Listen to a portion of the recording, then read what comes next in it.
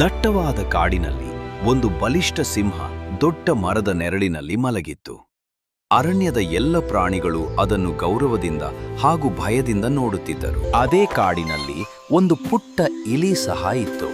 ಇಲಿ ಬಿಲ್ಲಿನಿಂದ ಹೊರಗೆ ಬಂದು ಆಟವಾಡುತ್ತಿತ್ತು. ಇಲಿ ಆಟವಾಡುತ್ತಾ ನಿರ್ಲಕ್ಷ್ಯವಾಗಿ ಓಡುತ್ತಿತ್ತು. ಸಿಂಹ ನಿದ್ದೆಯಲ್ಲಿದ್ದಾಗ ಇಲಿ ಅವನ ದೇಹ ಮತ್ತು ಮೂಗಿನ ಮೇಲೆ ಓಡಿಬಿಟ್ಟಿತು. ಸಿಂಹ ತಕ್ಷಣ ಎಚ್ಚರಾಗಿ ಜೋರಾಗಿ ಗರ್ಜಿಸಿ, ಯಾರೋ ನನ್ನ ನಿದ್ರೆಯನ್ನು ಕೆಡಿಸಿದ್ದು? ನೀನ್ ಪುಟ್ಟ ಇಲಿ ನನ್ ಮೂಗಿನ ಮೇಲೆ ಓಡಾಡ್ತೀಯ? ಈಗ್ಲೇ ನೀನು ತಿನ್ಬಿಡ್ತೇನೆ. ಮಹಾರಾಜ, ಕ್ಷಮಿಸಿ, ನಾನು ತಪ್ಪಾಗಿ ಮಾಡಿದದ್ದು. ದಯವಿಟ್ಟು ನನ್ನನ್ನು ಬಿಡಿ.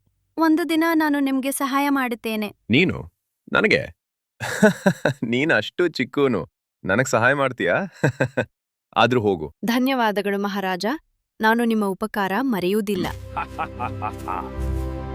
ಕೆಲವು ದಿನಗಳ ನಂತರ ಸಿಂಹ ಕಾಡಿನಲ್ಲಿ ಈಡೇರಾಡುತ್ತಾ ಇದ್ದಾಗ ಅಚ್ಚರಿಗೆ ಒಬ್ಬ ಬೇಟೆಗಾರ ಬಿದ್ದಿದ್ದ ಬಲೆಗೆ ಸಿಕ್ಕಿಬಿದ್ದಿತು. ಸಿಂಹ ಬಿಕ್ಕಿ ನೋವಿನಿಂದ, ಯಾರಾದ್ರೂ ಸಹಾಯ ಮಾಡಿ, ನಾನು ಬಲೆಗೆ ಸಿಕ್ಕಿ ಬಿದ್ದೆ. ದೂರದಿಂದ ಸಿಂಹ ಗರ್ಜನೆ ಇಲಿಗೆ ಕೇಳಿಸುತ್ತದೆ. ಇದು ಸಿಂಹನ ಧ್ವನಿ. ಅವನು ಸಂಕಟದಲ್ಲಿದ್ದಾನೆ. ನಾನು ಓಡಿ ಹೋಗಬೇಕು. ಇಲಿ ಸಿಂಹದ ಬಳಿ ತಲುಪುತ್ತದೆ. ಯಾರಾದ್ರೂ ಸಹಾಯ ಮಾಡಿ, ನಾನು ಬಲೆಗೆ ಸಿಕ್ಕಿ ಬಿದ್ದೆ. ಮಹಾರಾಜ, ಚಿಂತಿಸಬೇಡಿ, ನಾನು ಬಂದಿದ್ದೇನೆ. ನೀನೇ ಸಹಾಯ ಮಾಡ್ಬೋದು. ಯಾಕೆ? ನಾನು ಬಲೆಗೆ ನುಗ್ಗಿದ ನಂತರ ನೋಡಿ, ನನ್ನ ಹಲ್ಲುಗಳು ತುಂಬಾ ತೀಕ್ಷ್ಣ. ಇಲಿ ತನ್ನ ಚಿಕ್ಕ ಹಲ್ಲಿನಿಂದ ಬಲೆಯ ದಪ್ಪ ದಾರಗಳನ್ನು ಕಡಿದು ಬಿಟ್ಟಿತು. ಸ್ವಲ್ಪವಾಗಿ ಕೊನೆಗೆ ಸಿಂಹ ಸಂಪೂರ್ಣವಾಗಿ ಮುಕ್ತವಾಯಿತು. ಸಿಂಹ ಸಂತೋಷ, ಕೃತಜ್ಞತೆಯಿಂದ, ಓಹ್ ನನ್ನ ಪುಟ್ಟ ಗೆಳೆಯ, ನೀನ್ ನಿಜವಾಗಿಯೂ ನನ್ನ ಪ್ರಾಣ ಉಳಿಸಿದ್ದೀಯೆ.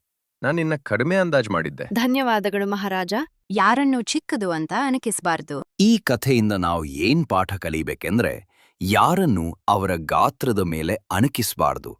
ದಯಮಾಡಿದ್ರೆ ಅದು ಒಂದು ದಿನ ನಿಮಗೆ ಮರಳಿ ಬರ್ತದೆ.